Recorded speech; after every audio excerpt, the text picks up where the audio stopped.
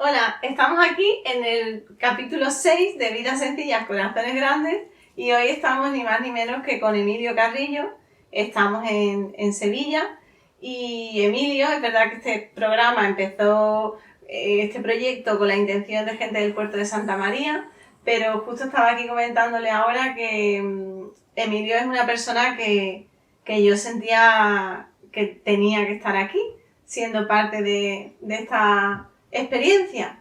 Entonces, Emilio es una persona que siempre que yo he contactado con él ha sido cercano, sencillo, llano y a su vez una persona que está derrochando por allá donde va lo que tiene. Yo te siento muy generoso de compartir y con mucha naturalidad y entonces, bueno, un poco el propósito también de Vidas Sencillas, Corazones Grandes es el de traer un poco la parte humana que tenemos cada uno, pero hay veces que se desarrolla más, hay veces que menos, y no importa lo que cada uno haga, sino más bien el desde dónde se hace, ¿no? Entonces, Emilio, yo darte las gracias siempre por eso, por todo lo que acabo de decir y hoy por aceptar estar aquí con nosotros y por tanta sencillez.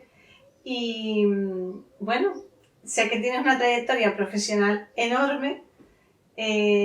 Más allá de todo eso, me gustaría mucho, si te parece, no sé, me apetecería mucho como comenzar por en qué momento vital te encuentras ahora dentro de tu camino. Pues me vas a permitir que antes que nada te agradezca a ti y a Ana que hayáis venido aquí a casa a mantener este encuentro. Muchísimas gracias.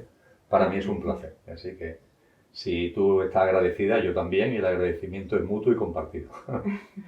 Y utilizo una metáfora para responder lo que me has preguntado.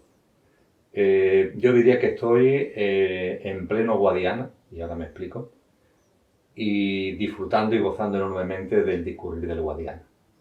Digo Guadiana porque en la medida en que ya voy acumulando años, aunque yo estoy convencido que eso de la edad es un invento y que lo realmente importante son los procesos de conciencia y no tanto lo que tiene que ver con la apariencia, pero en cualquier caso, en la medida en que se van acumulando años, se tiene una perspectiva vital más amplia, lógicamente, del camino recorrido.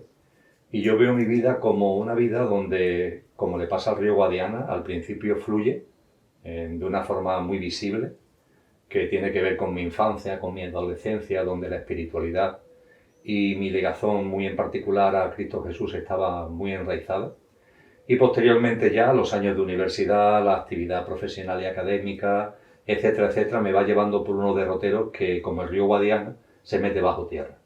Y he estado durante una serie de años, fundamentalmente desde que tenía 18 años hasta los 40 y poco, absolutamente con el Guadiana bajo tierra. Y a partir del año 2000 es cuando el Guadiana empezó otra vez a emerger. Ha ido emergiendo lentamente, no de sopetón, sino lentamente, y yo diría que hace ya unos años que está claramente visible y ha ido adquiriendo fuerza. Y en estos momentos, pues todo lo que tiene que ver con la conciencia es el pilar de mi existencia. De hecho, incluso ya desde el punto de vista laboral, ya tengo a las puertas la jubilación, con lo que si la conciencia y la espiritualidad ya formaba parte de mi vida como prioridad, ahora ya va a ser una prioridad completa y absoluta. Y con un doble parámetro que creo que es importante destacar. El camino de la espiritualidad, el camino de la conciencia, digo camino porque es un término que han utilizado muchos sabios y sabias, es un sendero. Y es un sendero que tenemos que hacer cada uno. Y se hace paso a paso. No caben las prisas, ni caben ahí los atajos, hay que hacerlo paso a paso. No se puede uno obsesionar con llegar a ningún sitio, hay que hacerlo paso a paso. Y no hay transferencia posible. Es decir, la conciencia no es como la sangre, que uno se lo transfiere a otro. La conciencia cada uno tiene que irla avanzando en ella por sus propios medios, por sus propios pasos. Lo que dicen otras personas, lo que han dicho tantas tradiciones y tantos maestros te pueden ayudar, pero el camino tiene que hacerlo cada uno. Ahora bien, en paralelo, he ido también aprendiendo que avanzar en el camino de la conciencia personal es importante, pero es mucho menos importante que lo que aportamos a la conciencia colectiva cuando damos un paso. Por supuesto que para mí es importante dar un paso, e intento dar pasos en el aquí y ahora, Pero lo realmente importante, lo realmente trascendente, no es el paso que yo doy para mí mismo, sino lo que de esa forma aporto al consciente colectivo. Y creo que esto es un tema que en el momento histórico que vive la humanidad deberíamos remarcar especialmente, ¿no? Es maravilloso todo lo que tiene que ver con el desarrollo personal, el crecimiento personal, la evolución en conciencia, la evolución espiritual de cada uno. Eso es importantísimo. Ahora bien, que no nos quedemos ahí. Es decir, que seamos capaces de tener cada vez una mirada más amplia. Lo que Willy Jigger habló de la transpersonalidad, lo de que Tina Han ha hablado de lo interpersonal, y vayamos percibiendo como lo realmente importante es el granito de arena que estamos poniendo a un consciente colectivo. Un consciente colectivo que, ya que tú actualmente vives en la playa, en una localidad playera, pues sabes, y además donde a veces hay levante, o sea que sabes muy bien de lo que voy a hablar con este ejemplo. El consciente colectivo tiene que ver con que el camino lo hace cada uno y no lo puede hacer nadie por ti, pero claro, conforme el consciente colectivo, gracias a lo que cada uno va aportando, conforme el consciente colectivo va subiendo, conforme el consciente colectivo va avanzando, de esa manera el viento se va transformando en un viento que, en lugar de ser viento en contra, se va transformando en viento a favor. Y realmente lo que me motiva enormemente en estos momentos es ese convencimiento. El saber, el ser absolutamente consciente, a tener el discernimiento pleno de que cada paso que dé, que repercute positivamente en mí. Pero lo más importante es que contribuyo modestamente con un granito de arena a que el consciente colectivo sea un viento que sopla a favor, con lo cual cada uno tiene que hacer el camino, pero es mucho más fácil con el viento a favor que con el viento en contra. Claro que sí. Y ahora que hablas del colectivo, ¿qué le dirías a todas estas personas que tienen miedo en este momento por la situación global? Porque también un poco la intención de este espacio es generar otras posibilidades, reflexiones, y a lo mejor ahora hay gente que necesita un poquito de esperanza.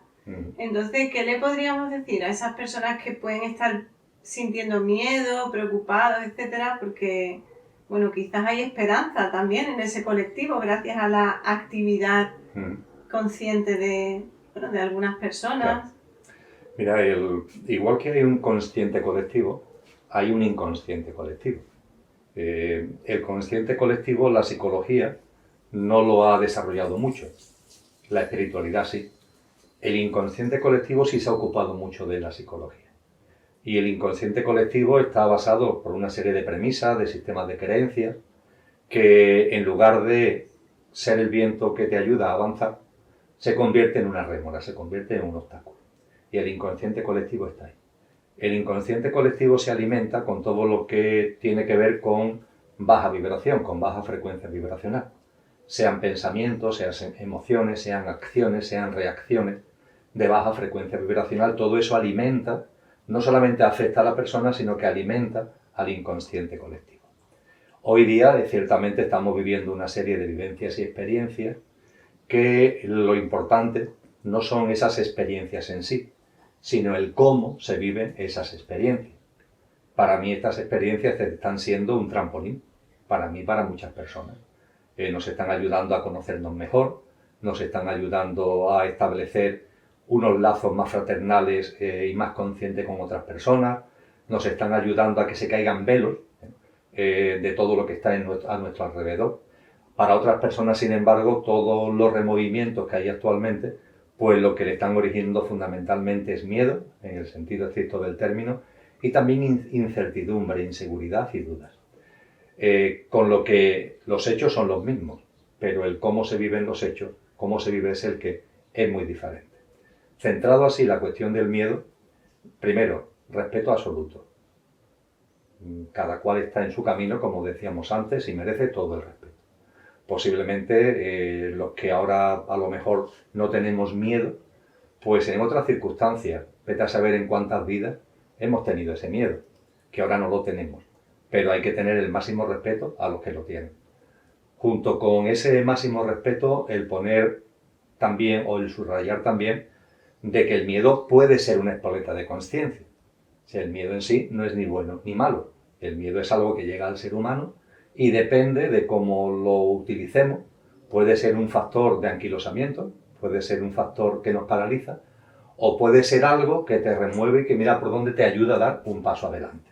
Con lo que el miedo en sí no lo podemos descalificar, forma parte del proceso evolutivo humano.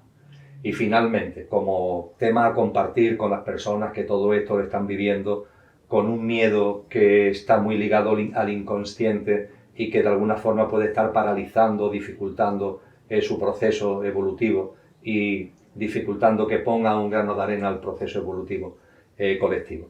Pues yo diría algo enormemente sencillo. Hay que mirar la sabiduría que nos antecede, porque ha habido antes que nosotros personajes singulares que están en las enciclopedias, que son reconocidos como pilares de la civilización humana, y algunos son mucho más que maestros.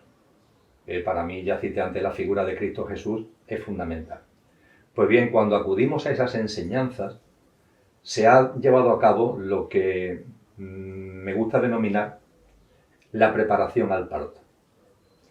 Cuando una mujer queda embarazada, me lo explicaba el otro día muy bien una amiga que ha tenido la experiencia de quedarse embarazada 2 veces y ha tenido 2 niños.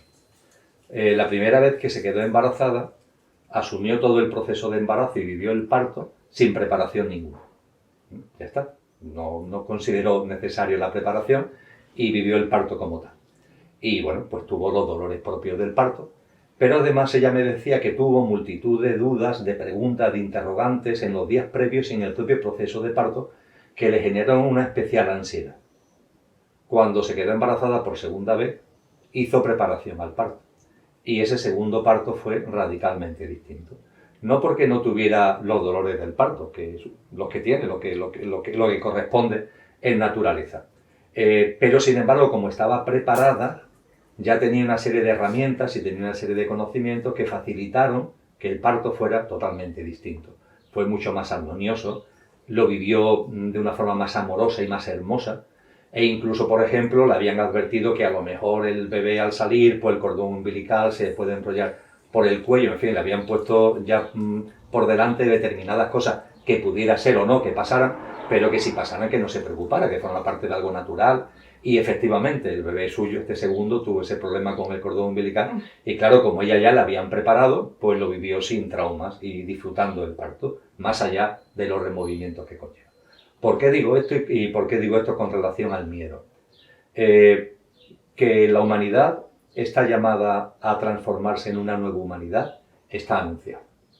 Y está anunciado no porque sean adivinos los que lo anunciaron, sino porque eran sabios. Sabios que conocen cómo evolucionan los ciclos, los mayores y los menores, y cómo evoluciona la consciencia. Y en esa sabiduría, pues de la misma forma que ahora estamos en verano y yo sin ser adivino digo que el verano se terminará en unos meses y vendrá dentro de unos meses el frío y la lluvia, y no soy adivino, simplemente conozco cómo evoluciona la climatología y las estaciones del año, ¿verdad? Estos sabios no son adivinos, sino que tienen un conocimiento de los ciclos y de la consciencia. Y desde esa sabiduría nos han anunciado que esta humanidad llegaría a un momento determinado, como en lo micro le pasa una célula que ha dado de sí lo que tenía que dar y por llamación o por mitosis surge una nueva célula, en nuestro caso, una nueva humanidad. Y habían descrito además el proceso que dará lugar al final de esta generación humana, como decía Cristo Jesús, y el nacimiento de una nueva generación humana. ¿Y qué han hecho esos sabios y sabias? Prepararnos para el parto. Entonces lo que nos han hablado son de acontecimientos que marcarían, hitos que marcarían todo este proceso. Y son los acontecimientos que a mi modesto entender llevamos viviendo hace ya algunas décadas y estamos viviendo ahora con especial intensidad. Entonces creo que son acontecimientos que por supuesto hay que vivirlo con compasión sí, porque hay muchas personas que están sufriendo, hay muchas personas que lo están pasando mal, pero con miedo ninguno. De la misma forma que a la señora que han preparado para el parto no tiene miedo en el proceso de parto. Todo lo que nos han dicho acerca de estos momentos no es para asustarnos, sino para prepararnos. Y cuando estamos preparados, cuando vamos ya teniendo un conocimiento de causa de todo lo que está ya anunciado hace mucho tiempo, bueno, pues nos damos cuenta de que me gusta mucho usar y ya termino, el símil del experimento de la rana hervida. Es decir, que difícilmente saldría una nueva humanidad si a la rana la vamos calentando en un recipiente con agua y en un hornillo la vamos calentando poco a poco. La rana al principio chapotea contenta en el agua a temperatura natural y como además el agua se va calentando muy poco a poco, al principio está a gustito porque el agua está más calentita, poco a poco le va entrando un sopor y como el agua se sigue calentando, poco a poco termina muriendo hervida. Y esta humanidad no va a terminar muriendo hervida porque los calentones que estamos viviendo no son calentones de poquito a poco, son grandes calentones, que es la otra parte del experimento de la rana hervida. Claro, la ranita que está ahí chapoteando en el agua, cuando se le mete un calentón fuerte, ¿qué hace la rana? Brinca, ¿no? Entonces, por no hacer un recorrido histórico muy largo, la famosa crisis bancaria del año 2008 y siguientes, que terminó siendo crisis de los estados, generando tantos problemas económicos, de empleo a empresas, y afectó con sufrimiento a tantas personas, fue una ola distópica, fue un calentón que me consta que sirvió para que muchas personas brincaran en consciencia, tomaran conciencia de cosas y rompieran con una dinámica de vida, de entretenimiento, de distracción, de apego a lo material, y lo que estamos viviendo ahora pues exactamente igual. Hay personas que sí, que están ahí con un miedo que las paraliza y no deberían tener miedo porque esto forma parte de un proceso tan natural como es el parto, y hay personas que en ese contexto están brincando. Cada vez en mi entorno y en mi familia y en los conocidos hay personas que no, pero hay muchas que están empezando a ver cosas, que están empezando a ver cosas no solamente fuera, sino acerca de ellos mismos, que sin duda ninguna supone un impulso en el camino de consciencia. Sí, has nombrado la figura de Cristo y a lo mejor también en una época como esta hay mucha gente que se replantea muchas cosas y que empieza a creer en cosas que antes no creía. ¿Y qué sería para ti la figura de Cristo y qué sería Dios? ¿Cuál sería, no sé, lo que te venga así compartir? Incluso también de María Magdalena, un poco estos personajes Muy que... bien. Pues mira, por empezar por lo más grande, por decirlo de alguna forma, ¿no? Hablando de forma muy coloquial, Dios. El término hace que muchas personas desconecten, porque estamos en una sociedad donde términos, palabras muy potentes, la hemos vaciado e incluso la hemos manipulado y las hemos tergiversado. Y evidentemente con lo que tiene que ver con Dios, la manipulación, la tergiversación ha sido tremenda a lo largo de la historia. Y me consta que hay personas conscientes que basta que aparezca el término Dios como para que desconecten. Yo prefiero utilizar un término que viene de Oriente, que es aquello. Aquello que puede ser aquello. No, lo que no tiene nombre. Entonces, parafraseando un poema de San Juan de la Cruz, y acercándonos a lo que es Dios, podíamos hablar de aquello que no tiene origen. Eso es Dios. La causa primera, que decían los filósofos griegos. Algo que siempre ha existido, existe y siempre existirá. Ese alfa y omega que está fuera del tiempo y del espacio. Y no teniendo origen, es origen de todo lo originado. La ciencia se está acercando a un concepto que es el concepto de vacío, que no me voy a enrollar, pero que ayuda a ir situando las cosas en su debido sitio, porque históricamente ha habido una especie de pugna entre creyentes y no creyentes. Los creyentes creen que siempre ha existido algo, los no creyentes creen que no, que eso es una falacia. En lenguaje informático moderno diríamos que los no creyentes abogan por el cero y los creyentes abogan por el uno que siempre ha existido y que los no creyentes con el cero lo niegan. Es un lenguaje binario. Pero ¿qué es lo que sucede? Que la ciencia nos está dando pista de que puede ser que exista algo que tiene que ver con el vacío, que tiene que ver con la nada, que entronca además con tradiciones espirituales orientales fundamentalmente, enormemente antiguas y enormemente potentes, que hablan de ese vacío y que hablan de esa nada como fundamento de lo divino, hasta el punto de que a mí me gusta utilizar un término con relación a la divinidad que es la nadidad, porque es el vacío plenum del que hablaba Pitágoras, del que habló Parmínides. Es una causa primera que es a la vez vacío y es todo. No tiene origen y es origen de todo lo originado. Y lo más hermoso, sigo ahí el desarrollo de la poesía de San Juan de la Cruz, aquello que no tiene origen es origen de todo lo originado y está presente, inmanente en todo lo originado. Esa presencia de lo que no tiene origen en todo lo originado es la chispa divina que constituye nuestro auténtico ser. Decía el gran místico Al-Jalal, el gran místico sufí en el siglo IX, Dios es yo, y yo soy Dios cuando ceso de ser yo. Dios es yo, está aquí. Es esta chispa, esta presencia a la que acabo de hacer referencia. Y yo soy Dios cuando ceso de creerme que soy Emilio. Y mientras que yo esté creyéndome que soy Emilio y ahí viviendo con Emilio y viviendo en la apariencia, pues entonces esa divinidad no se puede plasmar en mí, ¿vale? Pero está en mí. Es lo que los filósofos griegos llamaron neuma, lo que los hinduistas y en el mundo del yoga se llama atma, lo que los cristianos llaman espíritu, el Espíritu Santo que dicen los cristianos que siendo uno está en cada uno, esa presencia de la divinidad que es una, pero que está en cada uno. Vamos a dar un pasito ahora con el tema de Cristo. Cristo es hijo de Dios, entre comillas, es una metáfora, como todos. Es decir, es la presencia de la divinidad. Y lo que sucede, que en la figura de Jesús de Nazaret, esa presencia se da de manera plena. Es decir, no es una potencia, no es algo latente que se puede hacer patente, no es algo que se hace patente. Entonces, cuando Cristo Jesús dice, el Padre y yo somos uno, eso lo puedes decir tú, o lo puedo decir yo. Pero claro, tú y yo no vivimos así. Lo podremos decir realmente cuando estemos viviendo en coherencia con nuestra divinidad.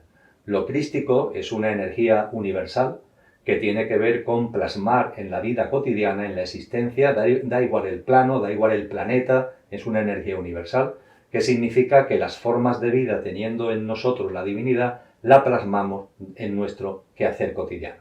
Decía San Juan de la Cruz, hablando de esta maravilla, ¿no?, de hacerlo crístico real, hablando de Jesús de Nazaret en su cántico espiritual, dice San Juan de la Cruz que vivió 1000 gracias derramando, pasó por estos sotos con presura, y yéndolos mirando con sola su figura, vestidos los dejó de hermosura. Se puede intentar explicar mejor, pero de una forma más sencilla y más bella, ¿verdad? 1000 gracias derramando, y con nuestra presencia llenar todo de la hermosura que tiene la vida, y que nosotros muchas veces, por el apego a nuestra personalidad, por el apego a nuestro pequeño yo, pues metemos en una contaminación de egoísmo y de egocentrismo tremenda. Lo crítico, en definitiva, es el espíritu, es esa presencia de lo divino en toda la creación, que está en todas las formas de vida, también en los seres humanos, y que es realmente crístico cuando se plasma en la realidad. Y en la historia de la humanidad hubo un momento concreto que tuvieron que pasar muchísimos avatares para que ese momento llegara, para que lo crístico, es decir, esa fuerza crística, pudiera encarnar en un ser humano para plasmarse realmente en vida. Y eso es un proceso de millones de años.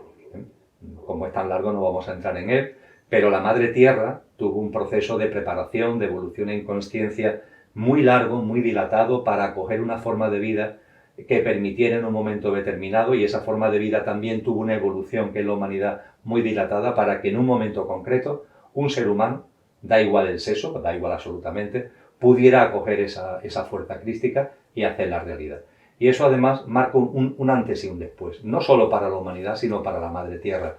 De hecho, la presencia crística tiene tal fuerza que cuando llega a un planeta, ya por así decir, impregna al planeta de por siempre, abre puertas en consciencia, lanza exponencialmente el consciente colectivo. El camino tenemos que hacerlo cada cual, pero desde la presencia de los crísticos hace 2000 años se han abierto multitud de puertas. El viento ese que hablábamos anteriormente, si yo modestamente puedo poner mi grano de arena para que el viento sople a favor, no digamos lo que ha supuesto y lo que sigue suponiendo esa presencia crística. Y por último, con relación a María Magdalena, lo crístico encarna en un ser humano, en este caso en un varón. Podía haberlo hecho perfectamente en una señora, pero lo hizo en un varón. Y ese varón era plenamente humano. Otra de las grandes tergiversaciones es el revestir a Jesús de Nazaret de una forma que pueda parecer un extraterrestre. Vamos a ver, si Jesús fuera un extraterrestre, su experiencia no valdría para la humanidad y para la Madre Tierra. Impregnar la consciencia colectiva planetaria y la consciencia colectiva humana se ha hecho porque vivió como humano, no era un extraterrestre. Y como humano y como hombre tenía una vida normal y corriente. Tuvo familia y, entre otras cosas, se enamoró. Yo sé que eso en determinados ambientes eclesiásticos suena a una especie de herejía, pero lo herético sería negarlo, porque es sacar a Jesús del contexto de humano y vestirlo de una cosa muy rara que entonces le quitaría a su experiencia valía para el conjunto de la humanidad. Y Jesús amó, y tuvo distintos amores, pero es verdad que hubo un gran amor en su vida. Y ese gran amor en su vida fue Magdala, fue María Magdalena, fue su gran amor. Las bodas de Canaán son sus bodas. Y María Magdalena no era tampoco una mujer cualquiera. Jesús era un hombre, pero como hombre su sabiduría, su forma de vida era muy especial. Y su compañera, porque María Magdalena, además de su amada, era su compañera de vida, su compañera también era muy especial. Ella era una gran sabia. Tan sabia que en la manipulación de su figura, como hay muchos datos antiguos de la potencia de su figura, que se hizo por parte de una iglesia que se aceptaba, que se negaba y casi se sigue negando, ¿no?, a aceptar el papel de lo femenino en el ámbito de la consciencia. Bueno, pues ¿cómo podemos a esta mujer desvestirla de su sabiduría y de todo lo que aportó al propio Jesús en su vida? Pues le damos un pendulazo y la convertimos en una prostituta, ¿no? Una cosa tremenda que hace la iglesia a partir del siglo V y que no se ha corregido hasta 1960, o sea que ha sido algo tremendo, ¿no? Hoy ya María Magdalena, la propia iglesia ha reconocido que fue discípula de Jesús, aunque no se le sigue sin dar el auténtico sitio que le corresponde. Lo cierto es que María Magdalena fue la mujer de la vida de Jesús, fue la mujer que la acompañó sobre todo en los años de su vida pública, con lo importante que es esto, porque cuando él ya da lo mejor de sí hacia los demás, fue la mujer con la que tuvo hijos y con la que tuvo descendencia, y en definitiva fue su compañera, fue su punto de apoyo, y igual que Jesús fue también el compañero y el punto de apoyo de María Magdalena, que como se dice, creo recordar que en el Evangelio apócrifo de Tomás dice que era la preferida, la discípula preferida, la más amada, ¿no? Porque evidentemente la relación que había entre ellos era enormemente especial. Ahora que has hablado de los apoyos, en el día a día, qué importantes son los apoyos, ¿verdad? Para poder llevar también la vida, para poder... Entonces, es como que a veces, no sé, estamos en una sociedad que se fomenta mucho la separación, y realmente cuando uno tiene la capacidad de apoyarse y se vincula con personas que también se apoyan a sí mismas, es como que es más fácil remar un poco en conjunto, en una dirección, y un poco conociendo tu trayectoria, también como político, en el ayuntamiento, o sea, todo este camino que has tenido públicamente en Sevilla, pues obviamente tú has tenido desafíos importantes, porque ahora es muy fácil, entre comillas, hablar de espiritualidad, de conciencia, pero tú vienes de un mundo en el que esto no sería nada fácil, ¿no? Entonces, humanamente, tu proceso vital también ha tenido que ser fuerte, potente y... Yo, la realidad, vamos, siendo sincero, es que yo no tengo la sensación de haber vivido noches oscuras en esta vida. Será porque ya le saqué jugo en otras vidas, porque las noches oscuras son un trampolín, ¿no?, en nuestro proceso conciencial. Puede ser que no haya tenido noches oscuras o que las circunstancias que a lo mejor en otro estado de conciencia hubiera vivido como noche oscura, por ahora no lo he vivido como noche oscura, sino como una bendición y como un regalo de la vida. Ciertamente, yo en un momento concreto decido abandonar toda la actividad política. Lo veo con claridad, y yo cuando veo las cosas con claridad soy coherente con lo que percibo. Pero claro, yo eso no lo vi como ningún tipo de noche oscura, aunque dejé muchas cosas a las que había dedicado mucho tiempo. Pero no lo viví como noche oscura, lo viví como una bendición, lo viví como un momento de dar un paso adelante, y estoy contentísimo de lo que me supuso, ¿no? Pero es verdad que en aquella época, cuando desde el año 2000 yo empecé a andar ya con un camino distinto, cuando el Guadiana ese al que hacíamos referencia volvió a emerger, pues en el contexto académico, universitario, político en el que yo movía, yo era tildado claramente como loco. Es decir, que a este hombre le ha dado un aire por ahí, se ha vuelto loco por algún motivo, ¿no? Y bueno, pues yo me acordaba siempre de ese famoso elogio de la locura, ¿no? De esa obra tan bestial y tan tremenda, y la bendita locura, ¿no? La importancia de esa bendita locura, porque a veces estamos viviendo una situación que consideramos cuerda, cuando esa es la auténtica locura. Lo que llamamos cordura es la auténtica locura, y lo que llamamos normal es una profunda anormalidad, ¿no? Entonces yo estoy muy agradecido a todo lo que eso conllevó, a todo lo que eso supuso, y animo a todas las personas que de algún modo sientan el dar un paso, que lo den. Las dudas son también factor de impulso, pero las dudas aparecen en la vida no para que nos paralicen, sino para que sean eso, un factor de impulso, ¿no? Entonces ya las personas que en momentos concretos, me consta que ahora con lo que estamos viviendo, las circunstancias cada vez aprietan más, ¿no? Y hay muchas personas que se están planteando el hacer una transformación en su vida cotidiana. ¿Qué es la auténtica transformación? La transformación no es una cosa ahí etérica, abstracta, ¿no? La transformación tiene que ver con tu día a día y cómo vives cada instante. Yo le animo a que den el paso adelante, que confíen en la vida, que sean valientes, y como se dice en la película de Brad Hare, protagonizada por Mel Gibson, tu corazón es libre, ten el valor de hacerle caso. Yo he intentado, llevo ya por lo menos más de 20 años intentando hacer eso, que siendo consciente que mi corazón es libre, hacerle caso y además dándome cuenta que cuando le hacemos caso al corazón, el discernimiento se va ampliando y las cosas cada vez son más claras y es como si los velos se fueran cayendo, los de fuera y los de dentro. Y a lo mejor hay gente que nos escucha y dice, bueno, ¿y eso de seguir al corazón cómo se hace?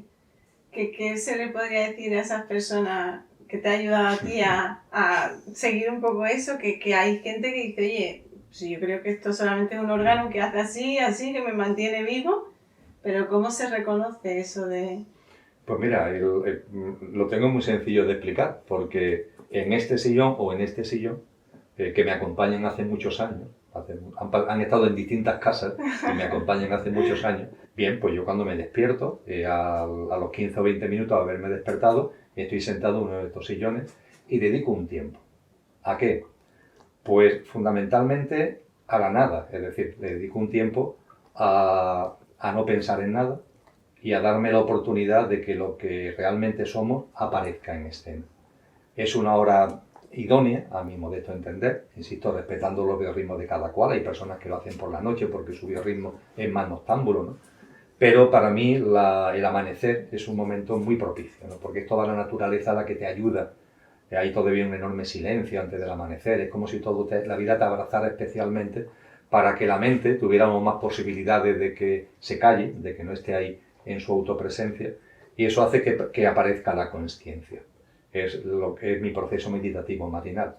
Y el proceso meditativo, que tengo que cortarlo todavía porque tengo otra actividad, entre ya la laboral, y tengo que poner normalmente una alarma porque se me puede ir el tiempo, pero me gusta, una vez que está ya en el tramo final, me gusta terminarlo con una mirada hacia el Emilio, hacia mí mismo, hacia mí encarnado en lo que actualmente soy. Es decir, me gusta observarme como una esencia encarnada en esta apariencia. Y me observo. Observo cómo estoy esa mañana en mi estado de ánimo, en mi mundo emocional y mi mundo mental, cómo me encuentro físicamente. Me observo, simplemente me observo. Bien. Esa observación me ha ido enseñando cosas de mí mismo. Y es donde he ido descubriendo a ese corazón que habla, con toda claridad. Claro que habla. Y habla no solamente sobre una cosa, habla de muchas cosas en nuestro día a día, ¿no? A mí me ha enseñado, por ejemplo, a diferenciar algo importantísimo, y es una frase que tomo de otra película, pero que la hago como propia, ¿no? Me ha enseñado a diferenciar lo que es hacerlo bien o hacer el bien, ¿eh?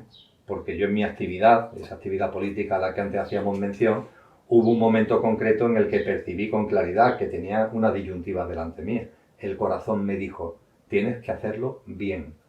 Pero había otras voces fuera que me decían, me decía mi corazón, tienes que hacer el bien. Y había otras voces fuera que me decían, no, tienes que hacerlo bien.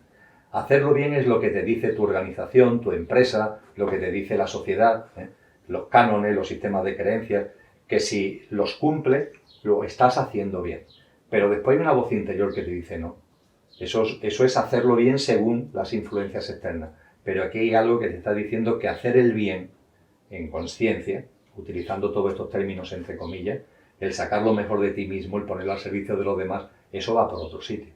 Entonces a mí escuchar mi corazón me ha servido para definir claramente lo que es hacerlo bien y decir, no, eso no es mi camino, y mi camino es hacer el bien, que es lo que realmente tiene que ver conmigo, lo que me enriquece y lo que contribuye a que ponga mi grano al enriquecimiento colectivo. Y eso ha sido experiencias en estos sillones matinales, con lo que es muy sencillo. Se trata de dedicarte unos minutos en el momento del día que a ti te venga bien. Y si en el día a día no todas las personas pueden, porque hay gente que me dice, Emilio, es que yo con los temas familiares, con las obligaciones laborales, no tengo tiempo. Esta frase tan tremenda. Yo digo que siempre hay tiempo, que siempre hay un margen de maniobra, Pero en fin, yo qué sé, los fines de semana habrá un ratito, ¿no? Si no se puede hacer todos los días, un ratito el sábado o el domingo, ¿no? De esa mirada interior. Y esa mirada interior es simplemente observarte y ya está. Y termino diciendo lo siguiente. ¿Cómo te observas? Pues como observa la tele. A mí me llena de perplejidad, de respeto, que hay gente que me dice, pues este fin de semana he visto una serie que te aconsejo, no sé qué serie, que puede estar bien, pero a mí lo que me causa perplejidad es que la serie puede ser que tenga 5 temporadas y cada temporada 8 capítulos, y cada capítulo dura 45 minutos. Pero digo, vamos, ver en un fin de semana 5 temporadas por 8 capítulos son 40 capítulos. 40 capítulos por 45 minutos. Esta persona desde el viernes por la tarde hasta el domingo bien entrada la noche se ha pasado el fin de semana pegado al televisor. Qué bien, perfecto. Pero, ¿por qué nos resulta tan sencillo sentarnos a mirar una pantalla y nos resulta tan complicado mirarnos a nosotros mismos? ¿Por qué tenemos una capacidad adquirida de estar horas mirando una pantalla ajena a nosotros y no somos capaces de dedicar 10 minutos, no hace falta más, a nosotros mismos? Pues ese es el modesto consejo que yo daría. Para escuchar nuestro corazón tenemos que darle oportunidad. Él habla, pero si no lo escuchamos, ¿cómo tenemos que escucharlo? Dedicándole 10 minutos de vez en cuando. Eso no tiene ninguna ciencia, no hay que leer ningún libro, ni tenemos que hacer ningún curso, ni asistir a ningún taller, ¿no? Es simplemente te sientas cómodamente, respiras conscientemente, guardas silencio, intentas también que el silencio mental sea el mayor posible y ahí aparecen otras cosas. Qué bien por lo sencillo, lo accesible de esto que estás compartiendo, porque efectivamente está al alcance de todo el mundo, hay que hacerle espacio. De hecho, has nombrado algo importante, el tiempo. El tiempo, yo con el paso del tiempo me voy dando cuenta de que el tiempo es de lo más valioso, a qué se dedica, la presencia, el compartir. Creo que el tiempo es algo que está, pero está un tiempo, y a veces nos perdemos en las cosas materiales, que también están bien, que son útiles, pero compartir tiempo, ponerle conciencia en qué se dedica, en qué se ocupa, creo que es algo que tiene mucha valía. Y escuchándote me viene también ese reconocimiento hacia tu compromiso. Yo te siento un hombre con mucho compromiso, porque estás haciendo una labor pues de compartir mucho, y eso desde el lugar donde a mí me llega que tú lo haces, desde un compromiso interior fuerte. Entonces, ¿qué te lleva a ti a vivir en ese compromiso continuo? Si es que es así, pero es un poco Además, dicho también ahora que cuando sientes algo, realmente esa coherencia te aparece y vas por ello, ¿no? Eso también implica un compromiso vital importante con uno mismo y... Sí, en mi vida ha habido, no es que suceda todos los días, pero ha habido hitos donde sí he sentido claramente el que tenía que dar un giro, el que tenía que reorientar mis pasos, ¿no? Y lo he hecho con mucho agradecimiento siempre a lo que había sido mi vida hacia ese momento y hacia todas las circunstancias, hacia todas las personas que han estado hasta ese momento en mi vida, pero sentía con claridad que el propio proceso evolutivo me llevaba ya por otro derrotero y he intentado ser siempre muy coherente. Y la vida me ha ido enseñando que hay que confiar en ella, que la vida siempre provee, siempre provee. Y también entiendo que hay una fuerza interna que yo en mí la percibo con mucha claridad, pero que está en todo el mundo, que está en todo el mundo. Mira, en las tradiciones muy antiguas se habla de que en el universo hay tres. Antes hablábamos de lo crístico está muy ligado a lo que es la divinidad, pero desde el punto de vista de fuerzas que mueven el universo, las tradiciones antiguas dicen que hay tres grandes fuerzas. Hay otras, pero hay tres grandes fuerzas. De hecho, cuando la ciencia actual estudia las cuatro grandes fuerzas, y nos habla de que si la débil, que si la fuerte, que si la gravedad, que si el electromagnetismo, en gran medida tienen como telón de fondo estas fuerzas que están descritas desde hace mucho tiempo, que es Fohat, Prana y Kundalini. Fohat es la interacción continua que hay entre el espíritu y la materia. Compartíamos anteriormente que lo que no tiene origen es origen de todo lo originado y está presente e inmanente en todo lo originado. Es decir, hay una presencia inmanente de lo inmaterial, del espíritu, de lo divino, en lo originado. Lo originado es materia. con lo que hay una convivencia entre el espíritu y la materia. En último extremo, la propia materia es divinidad, pero frecuencialmente, vibracionalmente hablando, hay espíritu y materia. Y hay una interrelación entre ellos. Esa interrelación, Fohat, es lo que hace que el espíritu se vaya envolviendo en la materia en formas cada vez más densas, hasta llegar a este plano en el que estamos, con el objetivo de conocer, experimentar, vivir esa materia. Y es lo que hace que la materia evolucione. Es decir, la Fohat hace que el espíritu tenga una especie de proceso de arriba a abajo, de envolvimiento en la materia, y que la materia tenga una evolución de abajo a arriba hacia formas de vida cada vez más complejas, que es lo que conocemos actualmente como la evolución de la propia materia. Eso es Fohat. Prana es la fuerza de la vida, es decir, la vida tiene una fuerza, una vitalidad. El sol, la naturaleza, la aporta fundamentalmente, pero todo está lleno de vida. Esa vida es prana. Ese prana es el que coge nuestro cuerpo etérico, que está aquí antes que el físico, lo absorbe y se lo pasa al físico. Y eso es lo que hace que tengamos más ganas, menos ganas de vivir, más fuerza, más ánimo, más vitalidad. Eso es prana. Y de hecho el ser humano está llamado, cuando corresponda, a que seamos capaces de vivir nutriéndonos del prana directamente, es decir, nutriéndonos de la vida, no necesitando meternos formas de vida como nutrientes, sino bebiendo directamente de la naturaleza, del sol, del agua, directamente. Eso es prana. Creo que el concepto de prana sí está en el argot actualmente de la consciencia, el concepto de Fohat no, y el concepto de Kundalini se habla muchísimo en el ámbito de la consciencia, pero ojo porque la New Age lo ha tergiversado enormemente. Cuando hemos hablado de la presencia de lo divino en todo lo originado, eso es Kundalini en el ser humano. Es decir, eso está en todo, pero en el ser humano los antiguos le dieron un nombre, que es Kundalini. Esa presencia inmanente de la divinidad en ti o en mí, eso es Kundalini. Es una energía, es una fuerza que está en ti y que está en mí. Y esa fuerza y esa energía está en todos los seres humanos. Ahora bien, una cosa es que esté y otra cosa es que se despliegue. Una cosa es que esté y otra cosa es que se expanda. Nos decían los antiguos, y yo creo que tiene mucho de metafórico, que esa energía cuando no la estamos usando, porque nuestra vida está aferrada a la baja gama vibracional, está aferrada a lo egocéntrico, entonces esa fuerza que tiene que ver con lo trascendente, tiene que ver con lo que va mucho más allá de la realidad material, ¿no? Esa fuerza está como ahí metida en una capsulita, que es lo que se dice que está aquí abajo del cosi, ¿no? Ahí como pendiente de que en algún momento eso pueda resurgir. Y eso no surge y eso no sale por casualidad, sale cuando tú empiezas a tener una vida en coherencia con lo que realmente eres. Cuando un ser humano empieza ese camino, Kundalini empieza a abrirse. Es ese recorrido que también los antiguos nos decían, que va recorriendo la columna vertebral y va subiendo por la columna vertebral conforme una persona va evolucionando en consciencia, esa fuerza Kundalini se va expandiendo, metafóricamente va subiendo por la columna vertebral, llega al bulbo raquídeo y finalmente llega a la corona de la cabeza, donde está la glándula pineal, que es, por así decir, el núcleo duro de la mente abstracta y de lo que abre al ser humano el discernimiento de otros mundos, de una perspectiva de vida que va más allá de la material y que mientras que eso no sucede, no se ve.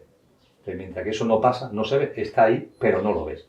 Tiene que desplegarse esa fuerza dentro de ti, tiene que desplegarse y aceptar a la expansión de la mente abstracta con la simbología de la glándula pineal para que una persona empiece ya a tener experiencia, que una persona empiece ya a tener vivencias, una persona empiece a observar determinadas cosas que siempre han estado ahí, pero que no se veían. No se veían porque tu mirada estaba nublada por lo material, ¿no? Y hay una frase preciosa en la Biblia que dice que Abraham, que vivió 120 años, vivió hasta el final en plenitud y sin que la mirada se le nublara. Bueno, pues la mayoría de los seres humanos, con demasiada frecuencia, se nos nubla la vista. Y la fuerza Kundalini es una fuerza que nos ayuda en su proceso, pero claro, es una fuerza que no surge por casualidad, que es el problema del New Age, que a veces te quieren enseñar técnicas, y eso es una práctica de vida, porque tiene que ver con la coherencia, con la consciencia, con el desarrollo de la espiritualidad, pero no como un concepto abstracto, sino como algo que se aplica a tu día a día, ¿no? Y por tanto, esa Kundalini creo que es básico. Entonces para mí no, por lo que he estudiado de esas tradiciones tan antiguas y he podido comprobar en mi propia experiencia, en la experiencia de mucha gente, creo que este tipo de fuerzas no son teóricas ni mucho menos, sino que están ahí y tienen una importancia tremenda en nuestras vidas. Sí, ahora que hablas esto de las fuerzas y ¿qué consideras que puede ser positivo o que puede impulsar a que las personas utilicen su fuerza para construir? Porque hablando de los vientos, ¿no? Hay veces que los vientos van en una dirección y parece que nos empeñamos en lo que queremos, en lo que nos gusta y al final eso nos aferra a algo que quizás nos está impidiendo algo mucho mejor, porque al final la vida, como bien dice, nos provee y vivir en abundancia a veces también está muy condicionado a la capacidad de soltar o agarrar. No sé, ¿qué te viene así por compartir un poco sobre esto? Sin ningún tipo de duda, ¿no? Hemos citado varias veces la figura de Cristo Jesús. Él tiene frases que son, cada una de ellas, una profunda enseñanza. Y hay una que nos dice, para el vino nuevo no valen los odres viejos. El vino nuevo necesita odres nuevos. De ahí la importancia de lo que es construir, de lo que es crear. El camino de la conciencia es un camino de creación. Y en ese camino de creación tenemos que ser conscientes de que para que el vino nuevo aparezca y se despliegue, necesita odres nuevos. Muchas veces nos empeñamos en que van apareciendo cosas nuevas, pero tú intentas mantenerlo en el formato antiguo. ¿Qué consigues con eso? Pues no le sacas el jugo a eso que tienes delante. Hay que dar un paso creador. Incluso algún pensador, al que no se le atribuye precisamente creencias espirituales, aunque las tuvo, me estoy refiriendo a Friedrich Nietzsche.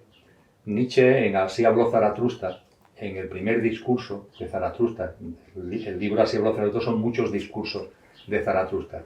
En el primero nos enseña ni más ni menos a cuáles son las tres grandes fases, es un acercamiento, es una aproximación por supuesto, en el camino que sigue un ser humano en consciencia.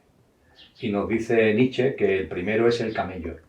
El camello es el que vive en el debo de, tengo que, debo de, sumiso, ahí siempre aceptando lo que otros dicen, siempre obligado a hacer cosas que los otros señalan y tú la haces tuya y sigues para adelante. Y dice Nietzsche que bueno, que podemos estar así vidas, pero que hay un momento determinado que decimos, ya está, ya tanta carga, ¿no? Es decir, la figura, el arquetipo es el camello por la joroba, ¿no? Por la carga, ¿no? Cargando con lo que los demás dicen, con las normas, con las imposiciones, con los sistemas de creencia. ¿No? Venga, se acabó el camello. Y nos transformamos en el león. El león es el yo quiero. Es la persona que ya se quiere comer el mundo, que ya dice, no, me quiero empoderar, me lanzo fuera, quiero disfrutar la vida, quiero tener éxito, quiero alcanzar esto, quiero alcanzar aquello. Eso es el león. Pero dice Nietzsche que eso tampoco es sostenible, que hay un momento determinado, puede durar más o menos, donde te das cuenta que estás lanzado fuera de ti. Ese yo quiero es hacia afuera y te das cuenta que no, que la respuesta verdadera a la vida plena está en ti. Y eso implica la tercera transformación. La tercera transformación es el niño. Esto está escrito a finales del 19, y fíjate que hoy se habla mucho del niño interior, está escrito al finales del 19, y el niño es el colofón de la evolución humana. Y él dice que lo que caracteriza al niño, si el camello es el debo de, tengo que, y el león es el yo quiero lanzado hacia afuera, el niño lo que lo caracteriza es el juego de crear, la creación. Y en estos momentos, fíjate, estamos en un momento donde la labor creadora de cada ser humano y de la humanidad en su conjunto es clave. ¿Por qué? Pues porque la célula de esta humanidad ya ha cumplido su función. A mí me gusta decir que el traje se ha quedado estrecho. Y se ha quedado estrecho porque hemos crecido. Y por tanto al traje le estamos muy agradecidos. Pero ya se nos ha quedado estrecho. Necesitamos un nuevo traje. Que esta célula dé lugar a una nueva célula. Entonces estamos en este punto en donde la célula A, que ya se ha anquilosado, que ya ha dado lo que tenía que dar y que ya no vale, ya se ha parado, por así decir, pero todavía no ha surgido la B. Estamos ahí en este final de esta generación humana que dice Jesús para que comience la nueva. Pues bien, cuando miramos una célula, para que la nueva surja, es fundamental que en la célula vieja haya fuerzas creativas que adquieran la suficiente potencia. Y esto es exactamente lo que necesita la humanidad. Lo que necesita la humanidad son seres humanos que creemos que hagamos la actividad creadora porque nadie la va a hacer por nosotros. No va a haber nadie en la élite que ahora era malo pero ahora se convierte en bueno y nos va a crear la nueva humanidad, ni van a venir extraterrestres a crearnos la nueva humanidad. Si vinieran los extraterrestres, cosa que no descarto, no serán extraterrestres evolucionados, porque los evolucionados no interfieren, vendrán involucionados que lo que harán es interferir. Nadie nos va a crear la nueva humanidad, es algo que tenemos que hacer nosotros. Y la creación de la nueva humanidad además no es buscar cosas fuera, es que lo que tenemos aquí lo plasmemos en nuestra cotidianidad. Eso es crear. Y cuando observamos el mundo que nos rodea, cuando observamos todos los movimientos que hay en la humanidad, podemos percibir que hay personas que están amoldadas a la vieja célula y no quieren saber nada de la nueva. Es como si, aunque se dan cuenta de que la vieja célula ya no da más de sí que sufrimiento, pero siguen ahí todavía quizás por miedo, ¿no?, que hablábamos anteriormente, agarrado a su hábitat de confort, a su sistema de creencias. Algunos se entreven, pero entonces prefieren no ver, porque dicen, Dios mío, como siga viendo y me dé cuenta es que voy a tener que romper con muchas cosas y yo no quiero romper con nada porque no quiero meterme en lío, ¿no? Entonces están los que no ven, los que entreven, pero entonces no quieren ver. Y después también hay personas que se dan cuenta de lo que está ocurriendo, lo empiezan a ver, pero curiosamente todas sus energías lo ponen para luchar contra lo viejo.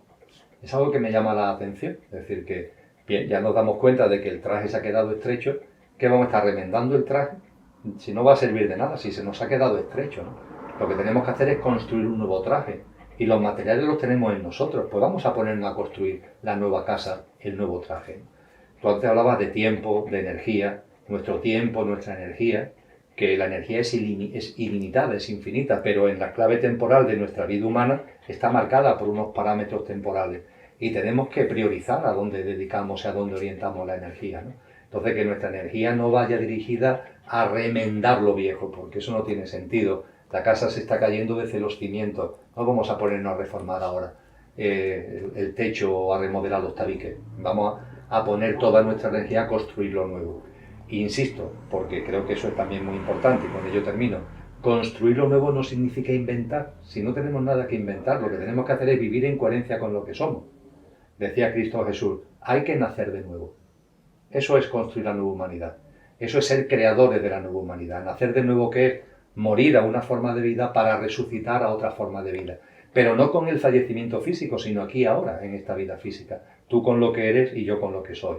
Morir a una forma de vida que ha estado basada en los parámetros de ese antiguo traje, que ha estado basada, tenemos que reconocerlo, en el servicio a nosotros mismos, círculos muy limitados, yo, mi familia, los míos, mis amigos, mi comunidad, nos empezamos a abrir ya muchísimo más, y todo ese egoísmo, ese egocentrismo, ese materialismo, ese desprecio a la naturaleza, ese supremacismo absurdo como especie, todo eso va quedando atrás y empezamos ya a morir a esa vida y empezamos a vivir naciendo de nuevo a una vida distinta. Eso es crear la nueva humanidad, ese es el juego de crear y ese es el momento tan precioso en el que estamos y es el motivo por el que tantas almas están encarnadas a la vez ahora. Porque este es un tema que no se reflexiona lo suficiente. ¿Por qué tanta gente a la vez? ¿Por qué cuando comienza el siglo XX éramos poco más de 1.000 millones y ahora nos acercamos a los 8.000 millones? Hay que tener en cuenta que detrás de un ser humano hay un alma encarnada en cada uno, hay un alma individualizada encarnada. Hasta hace no mucho tiempo eran unas cuantas cientos de millones, como mucho 1.000 millones. Ahora todas las almas que venimos encarnando a lo largo de la historia queremos estar aquí, tenemos que estar aquí, porque este es el momento, es un momento crucial donde estamos diciendo exactamente lo que somos, donde estamos mostrando desde el punto de vista de nuestra esencia, de nuestra consciencia, exactamente lo que somos. Por lo que es un momento en el que hay que tener mucha compasión por el miedo que tienen muchas personas, por lo mal que lo están pasando muchas personas, pero a su vez es un momento de una íntima alegría. Yo tengo que confesar que estoy extremadamente alegre, con una enorme compasión, pero extremadamente alegre porque veo que ya llegó. Eso que tu alma, la mía, la de Ana, tantas encarnaciones, miles y miles de años, vete a saber incluso en cuántas humanidades, para pasar en nuestro proceso evolutivo, mira por dónde ya estamos llegando al momento histórico en el que de la mano de la Madre Tierra y con la ayuda, que no tengo ningún tipo de duda, de fuerzas espirituales evolutivas que no interfieren pero acompañan maravillosamente, estamos creando algo realmente bello. Estamos dando a luz, volviendo al sinónimo del parto, estamos dando a luz algo extremadamente bello. Qué bella criatura la que estamos dando a luz y que la llevamos dentro, claro, no hay que buscarla afuera. Me estás poniendo muy fácil. Había algo que me apetecía preguntarte o que digas lo que te apetezca dentro de tu proceso de evolución. Hay 3 palabras clave que me gustaría un poco traer aquí. Y una es muerte, otra es vida y otra es amor. Estas 3 palabras que te evocan, que te han enseñado, que te... Obviamente la muerte no existe. La muerte es simplemente, como todo, un proceso de transformación. La muerte es una puerta que se cierra para que se abra otra. Se cierra una puerta, que es una vida física que concluye, pero se abre otra puerta, porque la vida es un continuum. En esto también los maestros y maestras han sido clarísimos al respecto. Las experiencias cercanas a la muerte son claras al respecto. Lo que nos dicen aquellas personas que tienen el don de ver a desencarnados, que hay personas que tienen ese don, fundamentalmente mujeres, que tienen el don de ver a los que abandonan el cuerpo físico y han desencarnado. Toda esa fuente de información nos habla con claridad que la vida es un continuo, que la vida la desarrollamos aquí en este plano físico y cuando llega esa muerte física lo que hace simplemente es que abandonamos este plano físico y nos dirigimos a otro plano, que es el que podemos denominar plano de luz, el cielo de los cristianos, el de Bachán de los orientales, y eso sí, en medio hay como un vestíbulo, que es el tránsito, donde hay que pasar para llegar al plano de luz. Pero la vida es un continuo y la muerte simplemente no existe. La naturaleza nos enseña incluso que la destrucción es creativa. Entonces nos tendríamos que quitar de nuestro sistema de creencia esa creencia que tanto nos limita, nos autolimita de la existencia de la muerte. La muerte es un imposible, la muerte es un fantasma de la imaginación humana. Preguntabas a continuación con relación a la vida. La vida tiene que ver con la propia existencia. Yo diría que la vida, en términos filosóficos, espirituales y científicos, es un misterio. Porque la vida, como la queramos intelectualizar, se nos escapa entre los dedos. La vida hay que vivirla y observarla. La vida está en mí, la vida está en ti, la vida está en este cosmos tan impresionante que nos enseña la astrofísica y del que poco a poco vamos conociendo cosas y nos vamos quedando maravillados. Eso es la vida. La vida no puede ser definida, la vida tiene que ser vivida y observada, contemplada. Y cuando la vida la vivimos, la observamos, la contemplamos, lo que surge, si lo hacemos de verdad, lo que surge es lo que el Premio Nobel de la Paz de 1952, Albert Schweitzer, llamó la reverencia por la vida. La vida, cuando se percibe, lo que surge de nuestra alma, de nuestro corazón y de todo nuestro ser es la reverencia, una enorme reverencia. Qué cosa tan maravillosa, qué milagro, que está claro, ¿no?, que esto, entre comillas, la vida no es humana, la vida no es material, la vida tiene que estar ligada a algo absolutamente superior, entre comillas, a esa nadidad a la que hacíamos antes referencia, de donde todo surge y no tiene origen, pero viene todo lo originado. Es su manifestación más plena, ¿no?, es su plasmación más plena. Y te repito que cuando eso lo vamos integrando, el milagro de la vida te llena, la reverencia por la vida y la confianza. Y la confianza. La vida te abraza continuamente, la vida está siempre a nuestro favor, siempre nos ayuda, siempre está con nosotros, nunca nos hace mala tratada, es nuestra mejor compañera, esa vida que somos es a su vez nuestra mejor compañera. Y sin embargo tenemos la creencia autolimitante de que la vida puede ser que te dé sustos, que una especie de francotiradora que en cualquier momento te da un disparo a ti o a un ser querido. No, no, no. La vida siempre nos está abrazando, nos está dando señales. En fin, la reverencia por la vida. Y el amor. Bueno, pues de lo que he hablado acerca de la vida tiene ya mucho que ver con el elemento amor. El amor, tal como lo usamos normalmente, mejor dicho, frecuentemente en la humanidad actual, tiene que ver con algo emocional, el amor emocional. La mayoría de los enamoramientos son amores emocionales. La mayoría de las veces que utilizamos el término amor, estamos haciendo referencia a una emoción-sentimiento, a un sentimiento-emoción. El amor, sin embargo, es otra cosa. El amor no tiene que ver con la apariencia, y el mundo de las emociones tiene que ver con nuestro pequeño yo físico, emocional y mental, con el coche, con la apariencia. El amor, de verdad, no el amor emocional, sino el amor con mayúscula. Algunos, por definirlo de algún modo, le han hablado amor incondicional. Es un amor con mayúscula que tiene que ver con la esencia, tiene que ver con nuestro verdadero yo, tiene que ver con el conductor que ha encarnado en el coche para vivenciar la experiencia humana. No tiene que ver con el coche, sino con el conductor. A la hora de definir el amor podemos hacerlo de muchas formas. Y yo voy a utilizar lo que han dicho al respecto dos maestros, que para mí me han servido como referente para acercarme a lo que es el amor. Uno es poco conocido, me refiero a un señor llamado Ika Taimi, que murió en 1979, para mí todo un maestro hindú, una persona que fue catedrático de física y química, pero que tuvo una vida de una intensísima espiritualidad, y que en uno de sus libros, creo que en uno que se titula El hombre, Dios y el universo, o otro que es el conocimiento de sí mismo, no sé en cuál de los dos, nos dice, para entender lo que es el amor, vamos a poner el ejemplo de una goma. Una goma. Cogemos una goma gruesa, la cogemos con las manos y la vamos estirando. Nuestros músculos, nuestra fuerza física permite que aunque la goma se resiste, la vamos estirando, la vamos estirando. Bien, ¿qué es el amor? La fuerza que hay en las manos que tira hacia adentro. Si tú lo estás apartando, ¿verdad? Pues esta fuerza hacia adentro que tira a unir, eso es el amor. El amor es todo lo que hay en la vida de un ser humano, en la vida del planeta, en la vida del universo, que tira hacia la unión, no hacia la separación, sino a la unión. Y eso no tienen que ser grandes cosas, pueden ser cosas muy pequeñitas en tu día a día.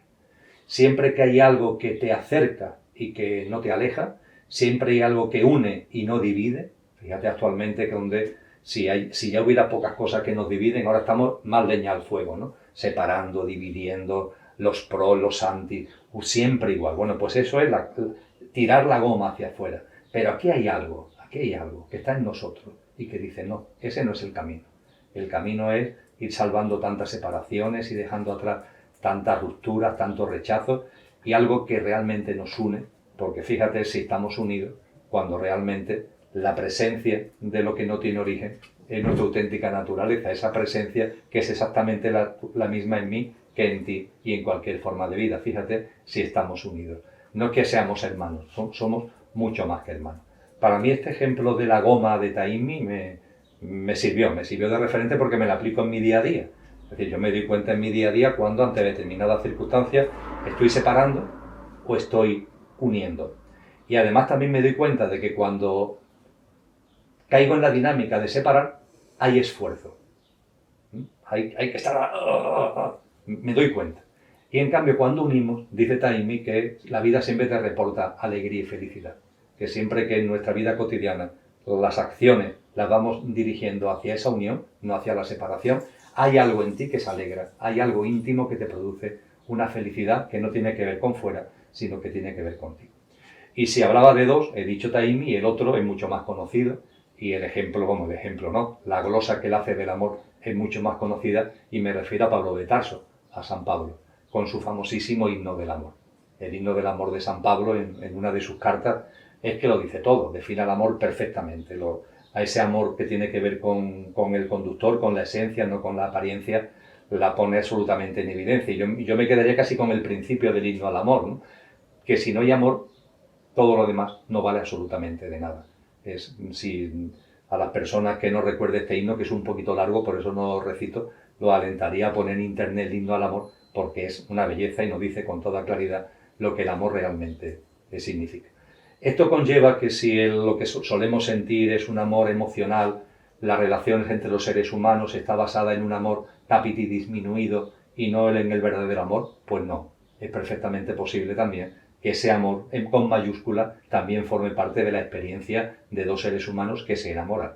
Pero no se enamoran desde lo emocional, no se enamoran desde la apariencia. Es lo que yo llamo la afinidad álmica. Es decir, cuando hay dos almas, que las que se enamoran son las almas. Son dos almas que se dan la mano. Lo hablábamos con Jesús de Nazaret y María Magdalena. Tú hacías referencia a la importancia del acompañamiento. Cuando hay dos almas que se reconocen, en su frecuencia vibracional y se dan la mano para colaborar cada una con la otra, aunque cada una tenga que hacer su camino en ese camino evolutivo, ¿no? Ese amor, claro, que es posible entre los seres humanos. Y fíjate, por aquí atrás hay muchos libros de los templarios, y los templarios se le acusó, cuando se arremetió contra ellos sin razón, se le acusó de muchas cosas, buscando excusas para meterle mano, ¿no?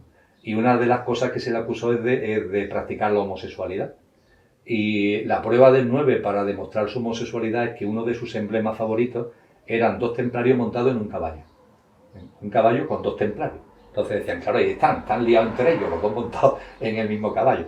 Claro, esta simbología templaria no tiene nada que ver con la homosexualidad, que es maravillosa como cualquier manifestación de la sexualidad, sino que tiene que ver con ese ir de la mano, con ese encuentro amoroso, que por cierto puede darse en clave también sexual o sin clave sexual. Puede haber una relación de amistad, de camaradas, que es lo que se decía antiguamente, donde 2 personas se están dando la una a la otra ese apoyo. Puede ir acompañado de sexualidad o no sexualidad, pero en cualquier caso el amor con mayúsculas, claro que es plasmable en la vida humana. No es el enamoramiento que suele aparecer en las películas, pero existe en la vida humana. Sí, además, al escucharte me llega como que este amor del que hablas recarga, regenera, expande, suma. Y el emocional, al final, hay muchas veces que limita, que genera conflicto, entonces un poco como quizás también una pista por ahí, ¿no? Es una experiencia, es decir, ese amor emocional es una experiencia, yo creo que todos lo hemos vivido, sí. Y es una experiencia que te enseña muchas cosas y por tanto hay que estar agradecido y también enseña a entender lo que aquí estamos hablando. Porque si una persona ha vivido ese amor emocional, ya sabe lo que da y ya sabe hasta dónde puede llegar. Y puede entender mejor que haya otro amor, que es ese amor con mayúscula del que estamos hablando, que te aporta una vivencia, diríamos que son más plenas, ¿no? Más completas. Sí. Oye, pues yo estaría hablando contigo, bueno, un montón de tiempo, porque tú eres muy, muy dador a la hora de compartir. Entonces, como además, pues imagínate, ¿no? Aquí estamos en tu casa rodeados de libros. Oye, se me ocurre, porque además has escrito un montón de libros, una vida realmente como trabajador, muy intensa, activa. Luego, a través de tus conferencias... 3 hijos. He plantado árboles. O sea, encima, eso, miles de personas en tus conferencias. O sea, realmente igual hay veces que a lo largo del tiempo que estamos aquí compartiendo pensamos, bueno, cuando hablamos del tiempo, ¿cómo lo haces? A nivel de tiempo tridimensional y ¿cómo lo haces? Pues mira, es una pregunta que me han hecho muchas veces y por tanto lo que te voy a decir ahora brevemente no es a sopetón, sino que como lo han preguntado muchas veces, de fábrica, y creo que tiene que ver con el recorrido de vidas pasadas, yo he sido siempre una persona muy organizada. Pero la organización, me he dado cuenta que puede ser castrante, es decir, puede ser limitante, curiosamente. Y antes decíamos que hay personas que se dan cuenta de que esto se está desmoronando, pero sin embargo toda su energía lo dedican a luchar contra lo que se está desmoronando. Oye, vamos a dedicar la energía a construir algo nuevo, no a luchar contra lo viejo. Bueno, pues a veces en el mundo de la organización, la propia organización termina consumiendo las energías. Y claro, la organización no está para consumir energía, está para generarte un marco que te dé una estabilidad para poder hacer actividades creativas. Porque la organización, si te quedas ahí organizar, pues entonces de poco sirve como actividad creativa. Yo he tenido desde pequeño una gran capacidad organizativa, pero con el objetivo fundamental de ser eficaz y eficiente para disponer de tiempo y margen de maniobra para lo creativo. Es decir, yo desde pequeño intuí que siendo organizado era la mejor manera de dedicar el menor tiempo posible a lo que no me importaba y tener el mayor tiempo posible para lo que realmente me importaba. Eso intuitivamente yo lo recuerdo desde que era muy pequeño. Posteriormente, la dinámica de mi vida, fundamentalmente, no tanto los estudios universitarios, sino el realizar oposiciones, unas oposiciones fuertes que hice en su momento, Eso me enraizó todavía más. Todo lo que ha sido el trabajo académico, el escribir, la concentración que supone el escribir, me ha ido introduciendo en esa dinámica cada vez más potente, donde soy organizado, con lo que las cosas que no tienen para mí importancia, como soy organizado, me quitan muy poco tiempo y dispongo de mucho tiempo para las cosas que me importan. Posiblemente, si yo fuera menos organizado, tendría menos tiempo para las cosas que me importan. Lola, mi esposa y compañera, lo hablamos muchas veces, porque ella tiene una enorme capacidad creativa, pero tiene menos capacidad organizativa. Yo diría que tiene más capacidad creativa que yo, pero tiene menor capacidad organizativa. Y ella a veces me lo dice, ojalá yo tuviera tu capacidad organizativa, porque yo muchas veces termino dedicando demasiado tiempo, porque no me organizo bien, a las cosas que no me importan, y a aquello que me importa y donde tengo una fuerza que podría ser muy creativa, no tengo todo el tiempo, ¿no? Entonces yo aconsejaría que no nos convirtamos en obsesos de la organización, pero sí utilicemos la organización como un instrumento para aportar eficacia en la gestión del tiempo, que nos libere lo más posible para tener más tiempo para lo que realmente nos importa. Y también el último fin de semana de junio compartimos Lola y yo un retiro taller, lo hacemos todos los meses, normalmente los últimos fines de semana de cada mes, en la Hospedería del Silencio, en la Sierra de Gredos, en el norte de Cáceres. Y lo dedicamos a dones y talentos. Y compartíamos en ese taller, y creo que viene al hilo de lo que tú me has preguntado y ya termino, lo siguiente. Todos tenemos dones y talentos, cada uno de los nuestros. Hay gente que no lo ha descubierto, pero todos los tenemos. Hay las cosas que nos entusiasman, que cuando nos ponemos a ella el tiempo no existe. En fin, no voy ahora a hablar de los dones y talentos, pero todos tenemos dones y talentos.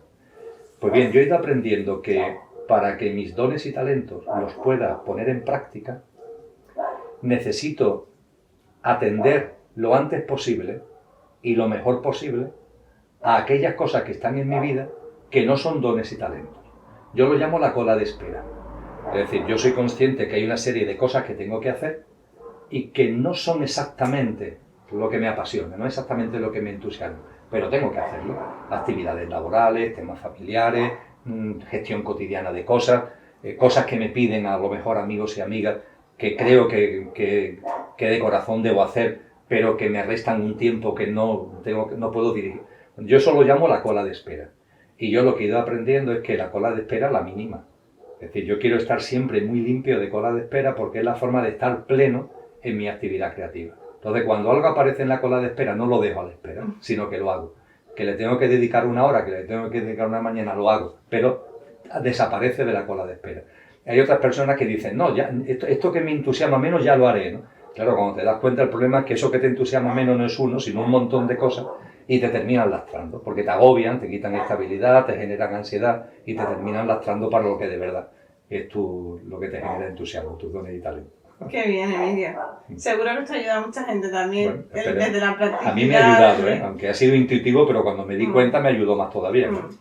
Oye, ¿cómo se llaman los perritos que están por aquí? Porque pues como aquí estaba antes y ahora está... La más entrometida es Luna. Este es más tranquilo, Simón, que anda por ahí, es más tranquilo. Y por aquí tiene que andar un gatito que se llama Yoda, pero bueno, se hace su vida y aparece y desaparece. Pues no sé, para concluir, Emilio, ¿quieres decir algo?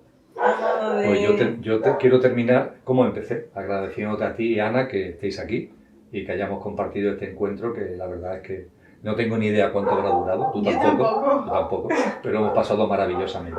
Así que yo creo que hemos estado ejercitando nuestros dones y talentos porque lo hemos hecho con entusiasmo y sin noción de tiempo. Sí, gracias Emilio, yo te doy las gracias especialmente también por estar aquí, que ha fluido todo tan bien, tan bonito y que sin decirnos cosas que son muy importantes o que están muy presentes para esta experiencia de vida sencilla, corazones grandes, como que por ejemplo siempre suelo decir pues algún sitio especial para la persona. Aquí no ha hecho ni falta, porque tú directamente lo has brindado, bueno, o sea, ha sido todo así.